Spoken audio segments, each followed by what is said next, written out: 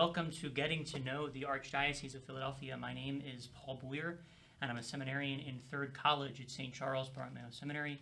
And today we're with the ProLife Union of Greater Philadelphia. Here with us in studio is Claire Pinto. Claire is the Programs and Coordination and Communications Coordinator for the ProLife Union. She's been with them for just about a year. Claire is a graduate of Westchester University, where she studied communications. She was born and raised in the Archdiocese of Philadelphia. She was very involved in the Newman Center in college and is a parishioner currently of St. Andrew's Parish in Drexel Hill. Claire, thanks so much for being here. Thanks for having me. Just right off the bat, what is the ProLife Union? So the ProLife Union is a nonprofit organization whose primary goal is to not only make abortion unthinkable, but to eliminate the needs for abortion in the greater Philadelphia area through providing resources for women in crisis pregnancy situations and education on different pro-life resources in the greater Philadelphia area. Sure. So maybe just a bit of your history. How long have you been around? Sure. So I have been working with the ProLife Union for a year, but I've lived in this area for my entire life. And before that, I worked for a different pro-life organization as a crisis pregnancy counselor. Sure. So maybe your work there, if we can get specifically maybe into the idea of the importance of life in general. You have a very, firsthand experience from your work at the pregnancy center. Why is work like this important? Why is it important that we're passionate about the dignity of life? I think that it's important because a huge issue is that people just don't understand the problem. I think that it's a very controversial topic. Abortion is a controversial topic, and so people tend to quickly grasp onto one side or another of this argument, but it's actually really complex, and there's a lot of people who are dedicating their lives to creating resources to solve this problem. Obviously, we're talking about the undeniable first right, which is the right to life, and people are being denied that right because there's a lack of understanding of how much help is out there and the services that are available to support women through their pregnancies, but also after their pregnancies. It's not a pro-birth argument or stance. It's actually a fully pro-life stance where you're looking at a collection of organizations that are willing to assist women through every stage of motherhood and parenthood and support families. Mm-hmm. Sure. And so how does that unfold in your work every day? Sure.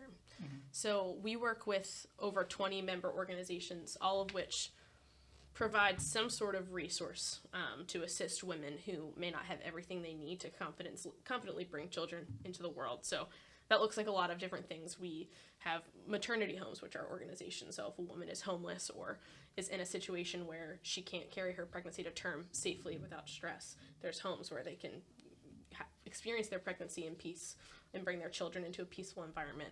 There's organizations that help provide work for women, daycare for women. Different crisis pregnancy centers are part of our member organization list, and just kind of every obstacle that you can think of, there is an organization that is ready and available to eliminate that obstacle. Mm-hmm. Sure. If that makes sense. It does. And I guess, we often don't see these issues firsthand. We hear about it on the news, or we hear about it at Mass on Sunday, but it's not something that most people encounter firsthand, but that's something that you might see on a daily basis. So how does that impact you and the women that you serve? Sure, it's a good question. I think if I look at my experience as a counselor, that was my most firsthand experience. I still get to work with women individually, but as a counselor, you encountered these issues that I think we hear so often spoken about, but don't often put a face to. That was a really overwhelming part of that job for me in the beginning, was that all of these arguments that people make as to why abortion is a better choice than choosing life, and why these women are in a situation where they don't have everything they need. They were placed in front of me, right? So sometimes it's as simple as fear of being able to afford diapers, but sometimes it's situations that are more intense, like homelessness or domestic abuse within the household. So it was really necessary for me to see those things firsthand, to understand that these are actual women, these are actual people with identities and lives and independent issues of each other. And for the most part, people don't actually desire abortion. They just desire support, and for people to lend an ear. A really common trend or theme with the women that I worked with was just being so blown away by the idea that someone was willing to sit across from them and listen to what they were going through. Most of them are not coming from situations where anyone was willing to just listen and listen to the stresses of their lives and some of the fears they were experiencing. So that really helped paint a picture for why I be doing this work, because it's not exactly popular amongst, amongst most crowds. And I think it's hard for people to understand, but these are real women with real problems that are more than solvable. And there is an incredible community of people who are willing to step in and be incredibly generous with their, monetary resources, material donations, things like that. People want to help. They want to give solutions. So I think it's just really helped me see it as a whole rather than just a few popular words that are spewed typically. Yeah. And maybe from that point of view, from maybe like a privileged lens that you've been able to witness, how has that shaped the way that you live your life, respecting life, and even the way that you live the faith? Sure. I think it's definitely increased my gratitude for the life that I've been given, and in many ways, just that I haven't had to face these firsthand, but I've been given the tools and the opportunities to help women who have. I think one of the things that makes me passionate about the pro-life movement is just that I believe in empowering women, and I believe that empowering women looks like educating women. And I think a lot of these bigger organizations that, are profiting off of women's fear and the fear of an inability to bring a child in this world and support it is that they're underestimating what women are capable of. And that's something that I'm really passionate about. As a Catholic woman, I believe the church is a place where women can thrive, and it's a place where, we're told that we're strong enough and that we have everything that we need to deal with the deck of cards that we've been given. And so I feel that it shaped, one, just my confidence in the Lord, because I've seen miracles happen in these women's lives. I've seen women turn to the church after choosing life when they were originally going to seek an abortion. I've just seen really amazing things, and seeing the way that people are willing to step up. It's increased my faith in humanity, and that people really care and they're willing to give of themselves and the gifts that the Lord's given them.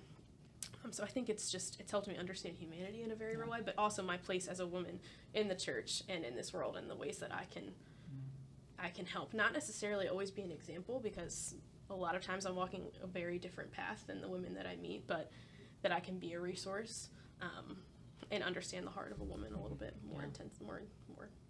Yeah. Beautiful. And maybe, I think for people who might be watching at home who believe in the right to life, who know what the church teaches and are passionate about it, but don't have the experience that you have and don't see what people, where you work, get to see every day. But from the perspective of a Catholic home, what can they do to get involved? Sure. There's so many ways to get involved. I think that's one of the great things about the pro-life movement is it doesn't just look like one thing. You don't have to stand outside of a clinic and pray, and you don't have to bring a woman into your home, but there's a million opportunities in between those things that people can get involved with. So it can be as simple as finding a local pro-life organization or a maternity home and donating diapers, or asking them what material needs that they have. Sometimes it means committing to 2 hours a month on a Saturday, praying outside of an abortion clinic. There's volunteer needs. We actually run two resources for pregnant women, one of which is a maternity home called Guiding Star Ministries, and one of which is a family life center, both of which are in partnership with Catholic Social Services, that provides parenting classes and free laundry and things like that. And these centers constantly need assistance. They need people who are willing to take time out of their days to help take care of the children while their mothers are in class or doing laundry. And as Catholic Social Services kind of empowers them to make changes that are more sustainable for them and to help them live the life that they want to live. So there's so many opportunities for people to get involved based on what they're comfortable with and the amount of time that they have to give. But there's a million ways to get involved. And talking to someone like me or going on our website is a good way to read about some of those opportunities. Sure. Absolutely. And I think as I was getting to know the church and getting to know the faith in general, two of the big things that stuck out for me that really kind of, got the ball rolling in my relationship with, with a pro-life identity, were the March for Life, and then a dinner that you host every year, the Stand Up for Life dinner. So maybe just talk a little bit about those, opportunities to get involved. Sure.